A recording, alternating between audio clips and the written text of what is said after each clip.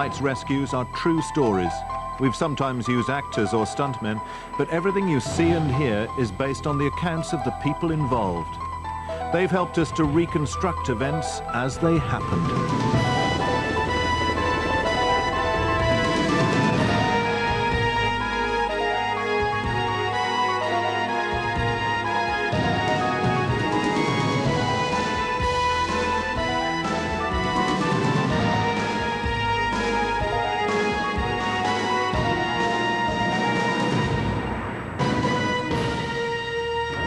Tonight on 999, the passenger who fell out of a jet aircraft and lived to tell the tale. The man brought back from the dead whose heart had to be pumped 2,500 times. And Holiday Hell, the chain reaction that destroyed their boat and the lockkeeper who braved the blast to save them. It's the dream of many flying enthusiasts to own their own jet. To private pilots, this jet provost is the Ferrari of the skies. It's owned by businessman Tom Maloney. He bought it from the RAF, where it was used for the basic training of their pilots. Within days of taking delivery of the jet, Tom offered to take his younger brother Des up for his first flight. It's an experience neither of them will ever forget. A flight which deepened the bond between them after the most bizarre accident. In this reconstruction, the two brothers are played by actors. Go around there. Yeah, no problem. Obviously, we were both excited about the prospect of flying. It was the first time we'd flown together in the aeroplane. It was an experience we were going to share. You comfortable? Yeah, it's quite small, isn't it? Good. Now look, we're going to make sure that you're strapped in, all right? It's very important, the safety aspect, and I was very careful on that particular day, as I would be on any day, on briefing whoever the passenger was on the safety procedures. So we spent probably 15, 20 minutes maybe going through all the systems on the aircraft, but particularly the abandoning procedures. The procedure basically was in two parts. Firstly, if you have to get out, then the canopy will be removed, and then you will jump out over the wing, which is frightening but straightforward. And then the second part is obviously you have to pull your manual ripcord. What I have to do first of all is jettison the canopy, which is this lever down here. Yep. You don't touch that. When the plane was taken out of service with the RAF, the ejection seats were disarmed. In an emergency, Des would have to free himself from his seat by pulling the release lever. Okay, and then once you're clear, you have to pull your D-ring here. You're kidding. Hey, Rick, no, I'm not. Des is my baby brother, so I've got to look after him, so make sure he knows what he's doing. It was a very bright day, and Des was obviously very securely strapped in. He couldn't quite reach his sunglasses. I can't get my glasses, Tom. How do I undo this? No, don't worry about your glasses. I'm not taking that one off of you. Use your visor, okay? So he popped down the visor. That was the fortuitous thing to do. We finished the safety briefing, and all the pre-flight checks were done, and we're ready to go. There was a small crowd of people waiting by the side of the aeroplane, including my girlfriend Kay. And I remember sort of giving her the thumbs up and opening the power, and off we went. Just as we were taxiing out to the runway, the holding point, he once again said, "Tom, where's my ripcord?" Where's that D-ring for the parachute again? Oh, it's down here. Don't worry. Oh, that was quite strange to me, because out of all the things going on inside this cockpit of this aeroplane, that was his only question. It was the one part of the briefing I thought was particularly relevant. If you can't find the ripcord, then you're in trouble. A jet is something special. I mean, there is a saying, jet noise is the sound of freedom. It's quite true, actually. It's a rush of air. It's very smooth. We're flying along and really enjoying the view, and it's, the visibility from this particular aircraft is superb. And Desi was enjoying himself. Just take a look over the side down there. It's amazing. It's amazing, isn't it? Do you want me to do a roll? If you must. Right, here we go. During the roll, neither of them noticed that Des's seat was working loose. There goes my breakfast. Then Tom said to me, "Did you like that?" And I said, "Yeah, that's fine." I lied. And then we did one to the left, and that's when things started to become more real. I'll do another one. The horizon moved. My seat started to knock up and down. I knew instantly something was wrong. There was a sort of like a crack. I actually caught my hand on the seat as it was passing through the canopy, instantaneously realising he had just fallen to his death. Mayday, mayday, mayday. Jet promised. I was flying this aircraft, which really didn't particularly want to fly very well at the time, and I remember trying to regain control of the aeroplane, and it was upside down, and then the right way up. I pulled quite a lot of G trying to get back to the spot where he'd come out. My immediate feelings were that he was going to be killed, because he was still sitting in the chair. He would have been spinning round and round, and unless he could have remembered how to separate himself from the chair and then push the chair away physically and then go for his ripcord, he had a lot to remember. I was in a pretty bad way. I remember sort of smashing my fist on the cockpit and the panel and screaming a bit, but really just thinking, my God, he's just been killed. I spotted a disused airport, and I really just wanted to get out of that aeroplane. And I'm setting up for an approach, gear down, flaps down. My mind's thinking fast. Well, what if I land there? There's nobody there. So if there's nobody there, I can't get to Des. So I put on full power, raised the gear, and continued towards North Weald. I remember very well the flight back. It was probably 15, 16 minutes, and it was the longest time of my life. By coincidence, a BBC camera crew there filming another story captured the moment when Tom landed, with the smashed cockpit clearly visible. They didn't really know what I was talking about. They hadn't really worked out what had gone wrong there. I just kept on saying, Des is dead, he's been killed. And, of course, it's an enormous shock. You couldn't believe that it could have happened. But I just kept on repeating it over and over again. And then Kay came running up to me, and she hugged me, and I'm just saying, Des, he's dead, he's dead. I don't remember going through the canopy as such. The first thing that hit me was the wind speed. I think it knocked the wind out of me. It was very, very fast. There's lots of lights, lots of pressures from all different directions. Time is instant, you can't go back. And that's one of the things which occurred to me on the way down. You can't sit down and have a cup of tea and think about it. It's happening. It is very brutal. But somehow he got free of the seat. Somehow he managed to open the parachute. He was safe, but he didn't know about his brother. I landed quite heavily. I fell to my side, which is apparently the right thing to do. The first thing I felt was, OK, that went OK. I'm down. I did a 360-degree look to see where I was and where I should walk. Where was civilization? And then people started to come over. A gentleman running. And I think he noticed that I was in a shocked state, so he took charge of the situation. Then the pain started to come on a little bit more. My brother could be dead. One person mentioned that they had seen something fall with a dark black object. There was no chute. If that had been my brother, then there was only one conclusion to draw, and that is that the plane had gone down and my brother was probably dead. I was led away to a police car. It was a horrible experience, sitting in the car, waiting for news. I'm really just expecting them to say on the radio, we found his body in the field. And they just couldn't get any information out of the police for a while, because they were obviously trying to locate him, and everybody was still rushing around trying to figure out what had gone wrong. To anybody. Hope you heard the news. The aircraft this man fell out of has landed safely. Oh, thank God. Is he all right? Yeah, the pilot's perfectly okay. Oh. He was the first person, the ambulance man, with a radio who actually knew the situation. And that was just great news, because it's confirmed and your worst fears have been allayed. Golf Romeo 42. Golf Romeo 42, go ahead. Yeah, getting reports of an incident in the Colchester area. Somebody's fallen from an airplane. Is he alive? It must have been 45 minutes before a call came through to say that actually he was alive, but he was severely injured. Back injuries, taken at Colchester General. Oh, he can't be alive. I coped with it very badly. Des is my brother, and he's my younger brother as well. It's my responsibility to look after him. So it was a very difficult period. That drive to the hospital lasted a long time. I had a tag around my wrist which said, man has fallen out of the aeroplane at 3,000 feet.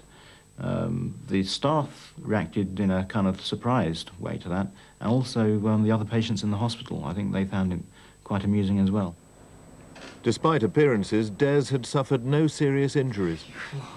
I said something like, reports of my death are premature, and that broke the ice. And then we just basically held each other. Listen, I thought you were dead. I just can't believe this. It was pretty amazing. I don't think I've ever kissed him before. I don't think I probably ever will again. Fine, though. Within 2 days, Des was released from hospital. I think there has been some good to come out of this. It does show that training, briefings are very important. He's got a sore neck. Fortunately, a lot of good things happened that saved him. He separated from the seat. He did hit the tailplane of the aircraft on the way up. And, you know, there's a size 10 boot mark on the fin. But he didn't get knocked out. He couldn't reach his sunglasses, so he had the visor down. So as he penetrated the canopy, he was protected by the visor, which helped a great deal. But most of all, though, his own coolness at the end of the day. It's changed my attitude to some things since. It makes you think in greater detail about other people. And obviously, that's all you had in the end. We've always been pretty close anyway, but we are now closer still. He's not allowed to fly with me anymore.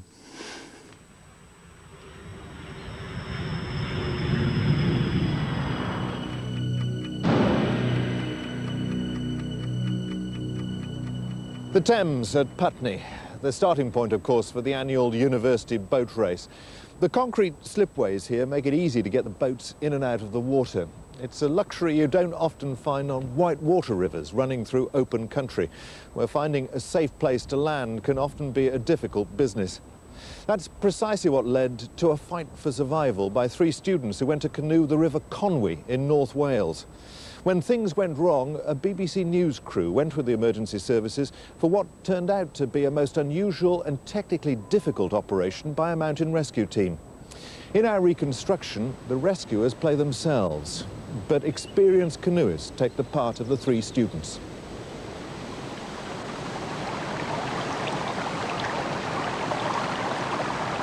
Right, this is the get-in point. You're going to be paddling down, a few rapids, round the bend. The get-out point's here, small shingle beach with a white post. This is the last get-out point. Make sure you get out here, okay? Otherwise, if you go any further, end up over Conway Falls. You're happy with that? Yeah, let's go then. That weekend was the first time I paddled with either Gareth or Jim. Because of one of the older members of the team, and reasonably experienced, not vastly experienced, I felt almost responsible for the sort of younger guys who were really very enthusiastic, perhaps a little bit too enthusiastic. There were 7 in the group, and we'd all been whitewater canoeing before to varying degrees. In terms of the competency of the party, the river was well within everybody's grasp, really. You've got to plan your route and think about safety precautions. You know, you've got to make sure that you get your line right, or there's going to be trouble.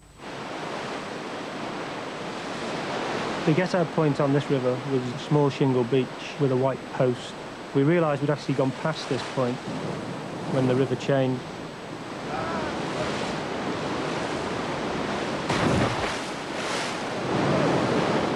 I turned to see Jim, who was obviously in trouble. The water was flowing quite fast. Things were happening all around, so I had to think really quickly. Gareth realised that Jim was being swept towards the gun barrel, the stretch of the river which funnels the water to the treacherous Conwy Falls, just 150 yards downstream. Got to an area where I could wedge my boat so that I could safely get myself out and get into a position on this central rock in the river. Jim! Jim! Swim this way! The flow of the river was in control of him, and I just didn't want to see him go down there, you know. Run this way! Harder, come on! Come on, Jim!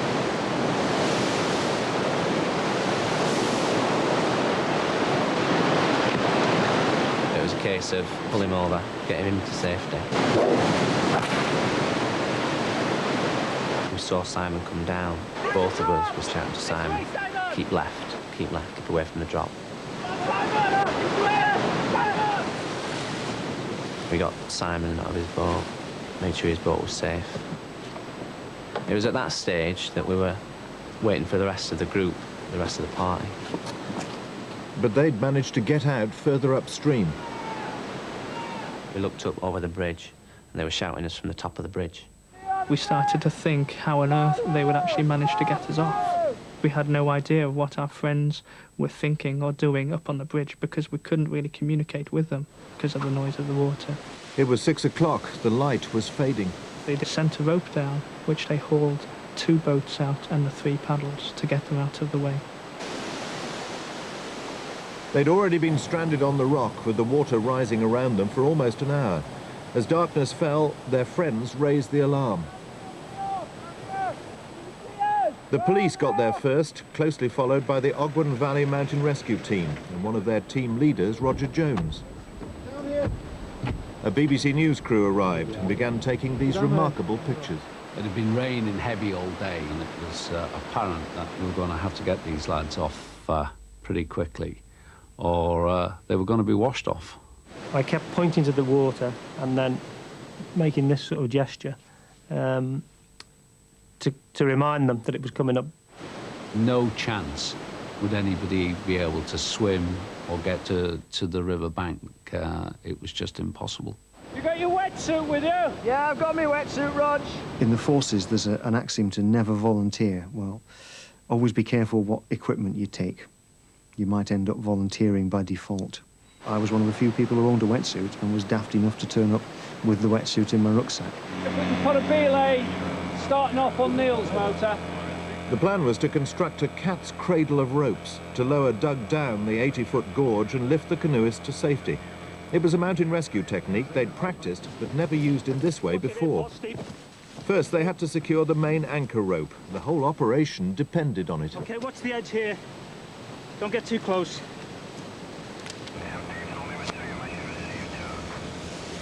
There were now 30 people on the bridge helping with the rescue. I know at one particular stage there seemed to be a sort of frustration, really, of people on the bridge seeing the water rising and lots of mountain rescue people fiddling around with ropes, for want of a better word, and nothing really happening.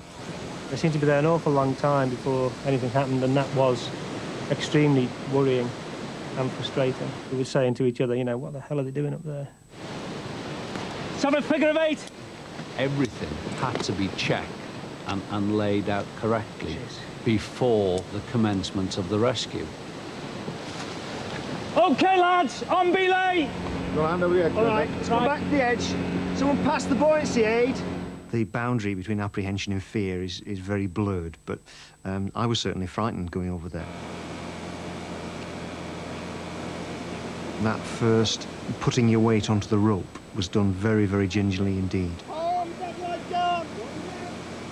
Once you're hanging on the rope, then you almost accept that as the norm.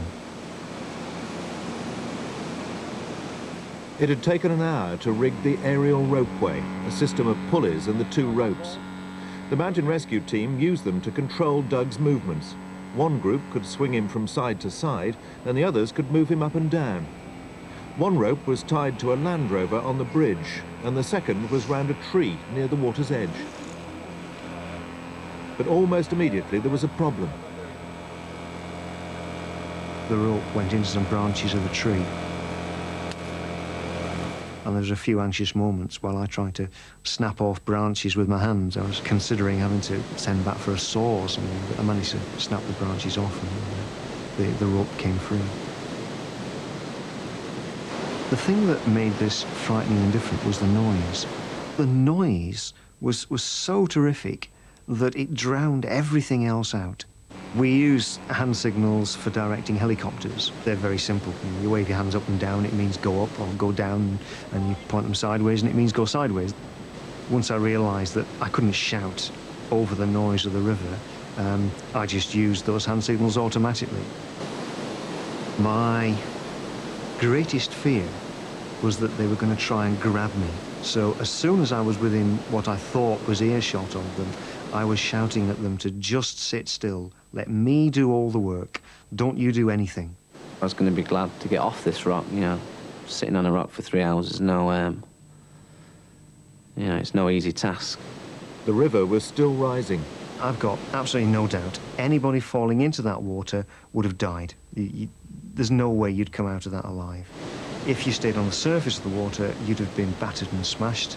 If you went underwater, you'd have been pinned and drowned. Nice and steady. Nice to see Gareth go to safety, and Doug sort of disappearing back up the road was a bit eerie, really. Just Jim and I left. Cheers, lads. Thanks a lot. All right. Okay. At that point, I felt for Jim a little bit, because I thought, well, Jim's going to be left here completely on his own, which must have been really, really eerie. As Doug plucked me off the rock, I got a full sort of aerial view of our situation, which made it really apparently clear that it was very serious. And had we gone any further, that would have been it, I think. The worst moment of the whole evening was when I was left there. The lights that had all been set up followed them up.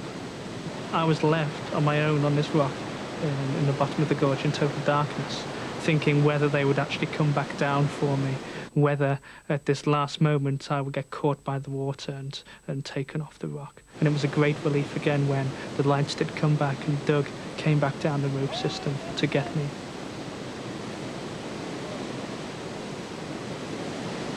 We swung out into the air and really appreciated and saw the power and felt the whole aura of the water and environment we were in.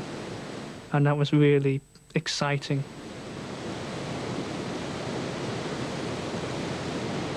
When we got changed and had been checked out by the ambulance people, we went down to the rescue team and thanked them for all the hard work they'd put in. And it was amazing to see the amount of activity there had been on the bridge just to get us off the rock. It's not the glory, it's the comradeship of being involved.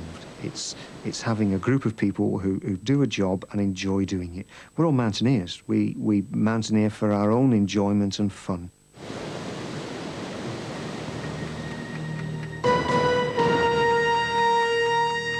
Most motorists would admit there are often occasions when the last person on earth they'd want to meet is a traffic warden. But angels come in many guises, and this week's lifesavers are two traffic wardens who came to the rescue of a 65-year-old woman in North Shields. Nora Proud and her friend Shirley Drew were doing their weekly shop when Nora, played here by an actress, complained she was having trouble breathing. They tried to get to a shop they both knew well, but before anyone could help, Nora collapsed with a heart attack. I've been traffic warden for 6 years. We carry a radio, we wear a uniform. People look at us as if we're there to help them. We're a bit like a police officer around the town centre. Excuse me, there's a lady collapsed in the wool shop. I don't think she's very well. Right, I'll see what I can do, thanks. Hi, what's happened? She's collapsed, had a heart attack. The shopkeeper was obviously keeping her going, but I noticed he hadn't loosened her clothing, so I unfastened her clothing to make it easier for her to breathe. I realised she desperately needed an ambulance, and I noticed there's no phone in the shop, so I got on my radio. Whiskey 983 XLB, urgent. Can I have an ambulance, please, at Rudyard Street, the wool shop? I was only a couple of streets away when I heard the radio message, and I thought, by Paul's tone, it's fairly urgent, so I'd better get down there quick to see if I could help. Kev, can you start doing mouth-to-mouth, mate? I've got the chest. It seems that you're going on and on and on, and there's no sign of any let-up. But you've got to keep going until the paramedics arrive. Because if you don't, then you're just giving up on that person. We've got her breathing again, put her back into the recovery position. But as soon as we got her in the recovery position, she stopped breathing. Right on the back. That's it. A year earlier, we'd seen a man collapsed in the street. PC resuscitated that man, and we thought, why can't we do this? When we got back to the station, we asked our supervisor, and 6 months down the line, he sent us on a first aid course. It was the first time we'd used the knowledge gained on a course. It gave us a lot of confidence. I put 2 calls in for the ambulance, and it seemed like I was waiting for hours. And then when I heard the sirens, it was like winning a jackpot. There's the ambulance, Kev. Good, keep going. Smashing. It's beautiful. It's like the cavalry coming over the hill. You know, you see the blue lights and the sound, and you think, thank God for that. I honestly didn't think the lady would make it. I thought we tried our best, and there's no way she'd see another day. It was about an hour after that we heard that Nora was fine. She was being moved onto a ward, and we thought, oh, that's absolutely superb. You know, you think, that's really brilliant, you know. Well, when I came out of hospital, I thought, right, I'm sitting here and I'm just going to be an invalid for the rest of my life. But not now. I'm up and I'm about and I feel 10 times better. I think I've been given a second chance for some reason. Maybe it's good, maybe it's bad, I don't know, but I hope it's the lottery. Traffic wardens have a bad press, but we're real people. We're just normal under the uniform, and it's nice to make a difference.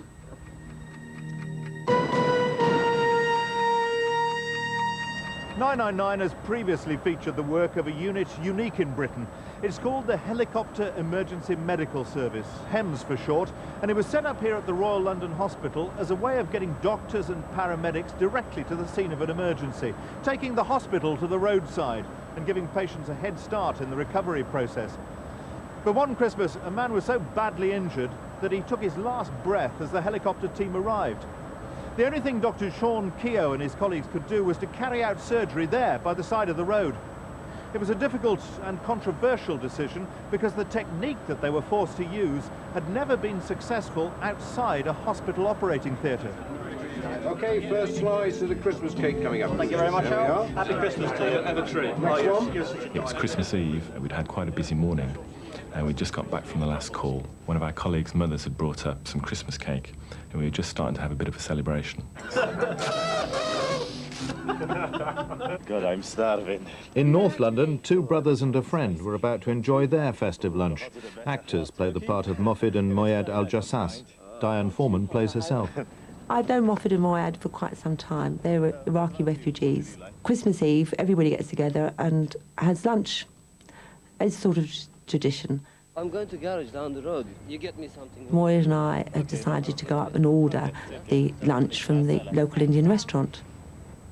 We were in there ordering the food, and Moyed wandered over to see what had happened to his car because he was afraid that the parking wardens would clamp it or stick a ticket on it. But something was seriously wrong. A call there will look like the fairy godmother, right? Fresh cup of coffee. That normally guarantees a call. Mofid, who moments earlier had been fit and healthy, was now close to death. I saw my brother, then I ran to him, say, what's happened? What's happened? Tell me, something happened? I've been attacked, what? Tell me what's happened. He just said, I've been hitting with something heavy on my chest. It's Mofid! Mofid has been hit! My brother, he's been hit! He's been hit in the chest, please! What he meant was that he'd been hit by somebody and that he had a wound in his chest. Call the police! Call an ambulance! Mofid! Mofid! Hello, HEMS Operations. The London Ambulance Service took the call. With the reported stabbing and life in immediate danger, they also alerted HEMS. He was going very ashen. I took my coat off, I remember doing that, and put it under his head. I gathered that there was a knife wound by this time because the blood was spreading through his clothes. On the HEMS team were Dr. Sean Keogh, who dealt with similar incidents in South Africa's townships, and paramedic Alan Norman. Hang on there, Mofid. Come on, Mofid. What? Oh, God. Oh, God. He just called me, I'm dying. Run quickly. Get me my son, Majid. I want to see him last. I want to look at him last look. I'm going to die. And I was saying, no, you're not going to die. Don't you dare die. And I was thinking to myself, all of this time, I must keep him conscious. I must keep him fighting, because otherwise he'll just lose it. Did you see anybody? We drew up. The patient looked like he wasn't going to make it. He was actually dying, and you could actually see that from the cab of the ambulance. The patient's breathing was very bad, about 4 breaths a minute. I checked his pupils, and the pupils were dilating. That's an indication there's like massive blood loss from somewhere, be it external or internal. We can hear HEMS hovering above, so at least we knew that help wasn't too far, and we just had to try and do the best for the patient. The HEMS team arrived within 8 minutes. Sean Keogh knew he'd need his previous experience of treating victims of violent crime. I actually really came across major acute injuries in South Africa, in Soweto, and that has a lot of trauma, mainly from knives and gunshots, and that's where most of my experience came from. Come on, hang on there. We actually arrived to the patient. It became obvious that he was severely injured. He had a terrible colour. He was gasping his last breaths. And I asked Alan to go to the head of the patient, check his airway, while I listened to the chest. I listened to the chest, and actually the chest movement was normal, which at first reassured me. I thought, well, perhaps it's not so serious. I then noticed where the stab wound was. On the left side of the chest, there were 2 of them. One of the things you do consider when you go into such a stabbing is whether you should actually open the chest. Now, this is almost never necessary. I was hoping that in this case it wasn't, because you know that if you ever get to that stage, it's very likely the patient is going to die. And it's the last thing you want to do on a cold, dark Christmas afternoon. I'm just going to intubate him. He's actually stopped breathing. But it was obvious to us that he was actually dying, and he died probably within 1 minute of our arrival. He lost all his blood pressure, his pulses couldn't be felt anywhere, and he stopped breathing entirely.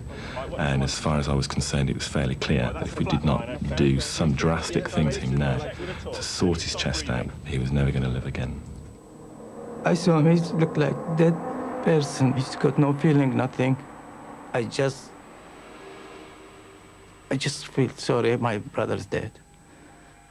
It didn't occur to me to be squeamish about blood or anything. It was just a friend that was lying there in terrible trouble. You will agree that this guy's dead, yeah? Okay. In Soweto, Sean had learnt a technique with only limited chance of success. It was Christmas Eve, and it's my birthday, and when the doctor said he was going to open this patient up, I just couldn't believe it, because it just made the day yuck, really. But then he was dead in front of us, so there's nothing else to do but to open him up to try to save his life. Okay. Officer, we're going to need some blood. Everyone became involved in the race to bring Moffat back to life.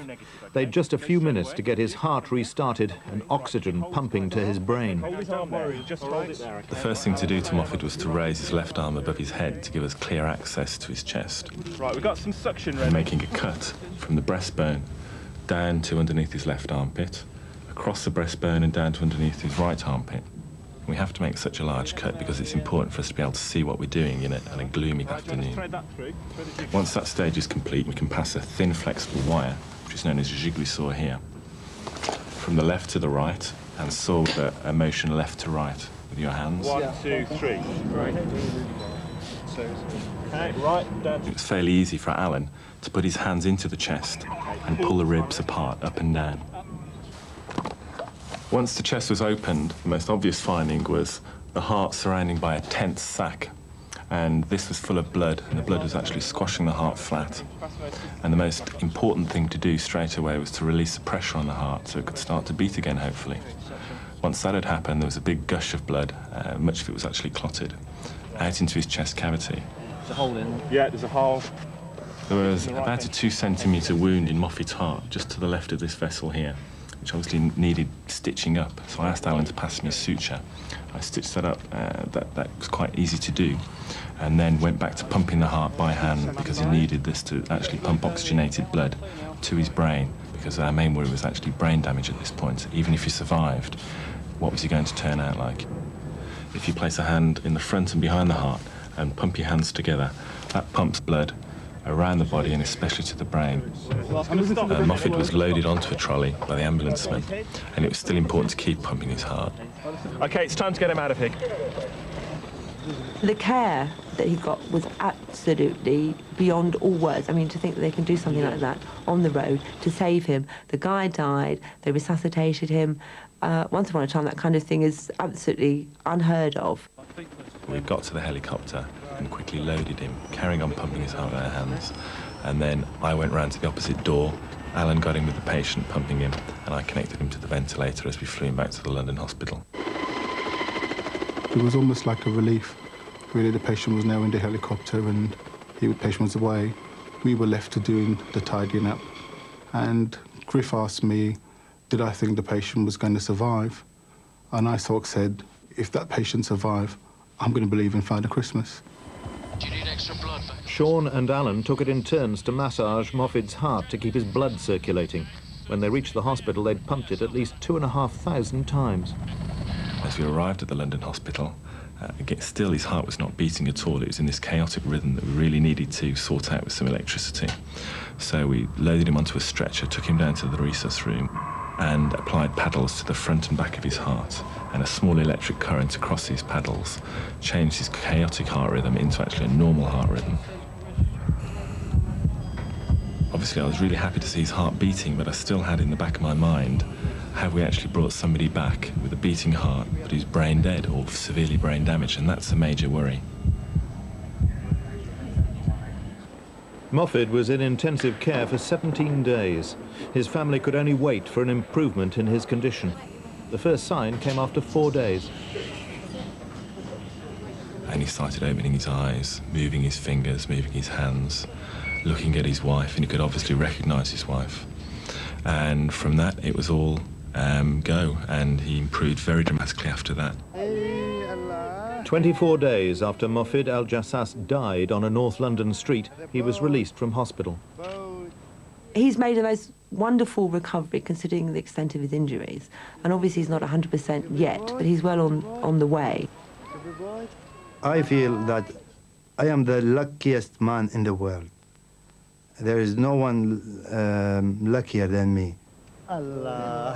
Because I am around my children. Dr. Shonkia is a bird of heaven. He kept trying. He kept trying with impossible. And he did it. He managed to do it. And I thank him very much.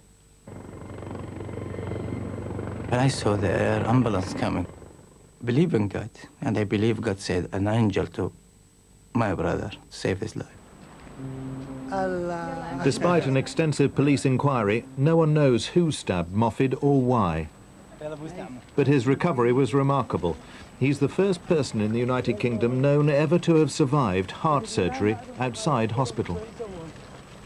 Opening the chest on the street is a last-ditch attempt at life, and it's unlikely to work. And when we get to the stage of doing the operation on the street, we know it's unlikely to work, but it is a small chance for the patient, and we believe it's worth the effort to give the patient that small chance of life.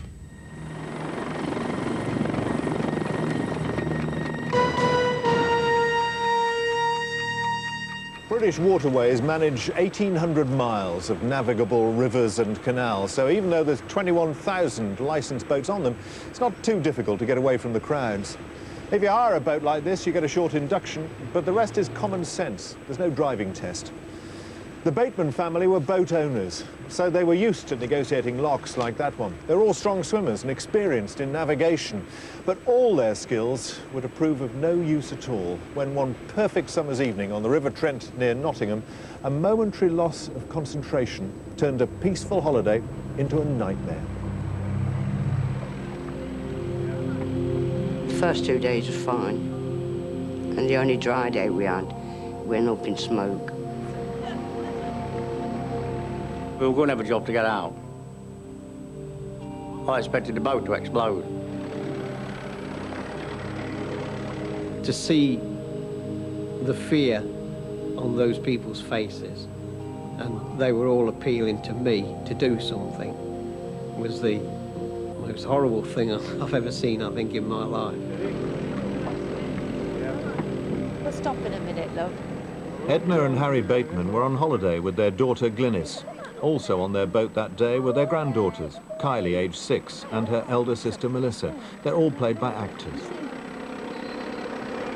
I've worked for the board 37 years. I don't think there's another job, really, that I would have wanted to have done. Margaret's always been there with me. We share it as a pair, as a team. Me and John have had 3 children. We've always lived near the water. And the family love the water, same as the father. Well, I've been diagnosed diabetic for about 12 years now, and I take insulin twice a day. I lead a normal, active life.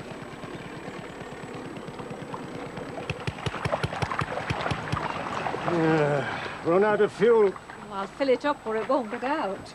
Can't get out, we'll have to spend the rest of the hours here. We're going to Lincoln. Can you take Paul while we drop? Yeah. Come on, Carly, you sit there next to Brother. We're running out of petrol. All I was thinking about to get the engine started again, so we could pull straight out.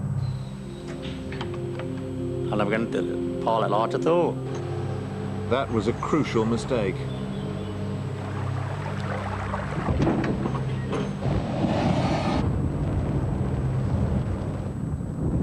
And that's when it started, you know, the fumes out the petrol can. Hit the fridge, because it was a gas light. Then the lot went up. You couldn't do nothing about it, because 15 gallons of petrol went. Then I heard the dog barking, and I thought, well, the kids are playing about. As I went out, a couple ran by as if something was wrong, and I saw the smoke from the boat. So I ran straight back into the house, called 999. Well, when the flame shot across, Liz was standing on the back, because we were stationed, if you like, and leaning on the wall. And flame hit the cannon, like that, and she blew her in.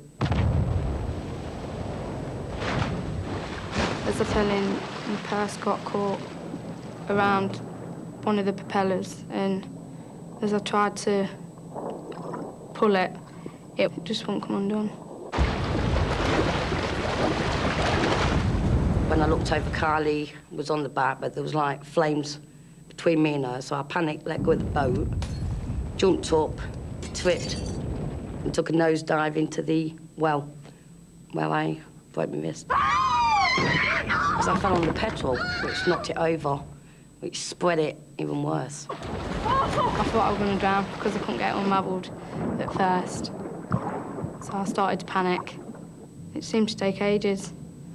And then, as I undone my strap thing and swam to the top. The flames were beginning to get more and more fierce. Smoke was beginning to appear, and I got fear of them all burning to death. I laid down on my stomach and reached over, but by this time the boat was still going down in the lock at a rapid rate. Come on! Seeing a child in that stressful situation, with appealing eyes looking up at me from the bows of the boat, and her arms upstretched as if to say, pull me up, you know, from off this boat. And it's a terrible sensation when you think you can't do anything. Jump! Get in the water! Catch the baby! Melissa and Kylie jumped in first, but Glynis couldn't move without her mother's help. I don't even know how I got her up. I remember lifting her up and pushing her over the side in the water. And then when she went down, she didn't seem to come up straight away. And I screamed, Glynis, and I don't remember anything else after that. Jump! Jump! Get off the boat! Edna managed to step onto the ladder, but accidentally pushed the boat away. It was impossible for the others to follow her. John knew he had no choice but to break normal safety rules. We've been taught not to go into the water, but to try and do your best from off the bank to save people's lives, but not to endanger yourself. But this was a completely different situation. Come on! Over here! Over here! It was terrific. They say we're hanging on the boat and ducking under to keep his head cool. Because it's scorching. Get to the other side of the boat! The family were sheltering at the back of the boat, but it was being dragged towards the closed lock gates. Swim to the ladder! John was trying to reach the family, but they couldn't swim because of their injuries. We can all swim, but at that time we couldn't because we were, say, Dad was in shock. Alyssa had got a death grip on Carla, and she'd holding me up as well, so there were no way I could swim with a broken arm anyway. I thought it was my responsibility to make sure she was all right and take care of her. So there's no way of letting anybody else hold her. The flames were really big, red, yellow, blue, black smoke, you know, thick black smoke, and the smell, terrible. It smelled like oil, but it was burning fiberglass. Wet yourself! Wet yourself! I remember a terrific explosion, and the searing heat went straight across the top of my head, and it was unbelievable, the heat, and I just dived under the water. I thought he wouldn't have an heart attack. He was breathing really funny and he kept going under. Hold on, Dad. Come on. I thought he was going to kick it.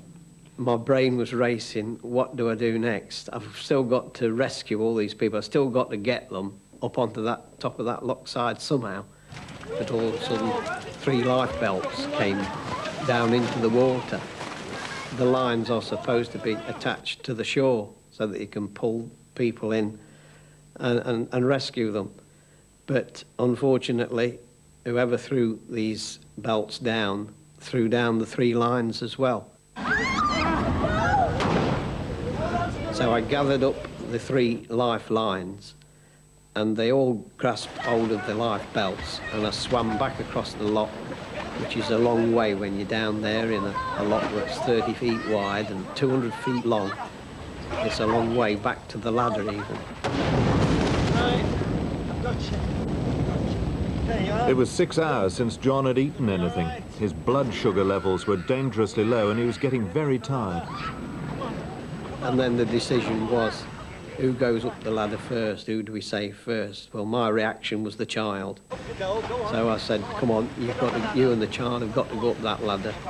And they did. They got hold of the rungs and they gradually climbed up and to the top of the ladder, which was about a 12-foot lift. And then I got the mother of those 2, and she said she couldn't possibly get up there. And I said, you'll die if you don't, you'll die if you don't. You've got to get up that ladder. So she got hold of the ladder with a good arm, and then I got underneath her and I pushed her, and we gradually got her right to the top, 1 rung at a time till we got to the top and safety. Somehow, John had found the energy to help the family. When he told me what he'd had to do, go under the water and the explosions and everything, I mean, he could have had a heart attack. I mean, all of them would have died then.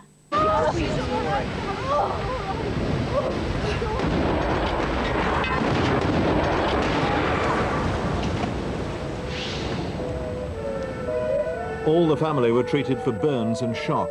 Glynis was the most seriously injured and spent 6 weeks in hospital. They're all still coming to terms with their experience. They were terrible nightmares. I'd done for over 12 months. I was a shoot up in bed, shouting fire, and sweat pouring out of me. It was terrible. There's something built into every human being that no matter who you are, and if you see someone in a stressful situation, you automatically, I think, try to do something for that person or those people. John received a Royal Humane Society Bravery Award for his actions that day. And I hope people who are looking at see this programme over there take notice. Not to carry petrol like that. Or if they do, keep it in a safer place and not near a naked light like I did. My mistake.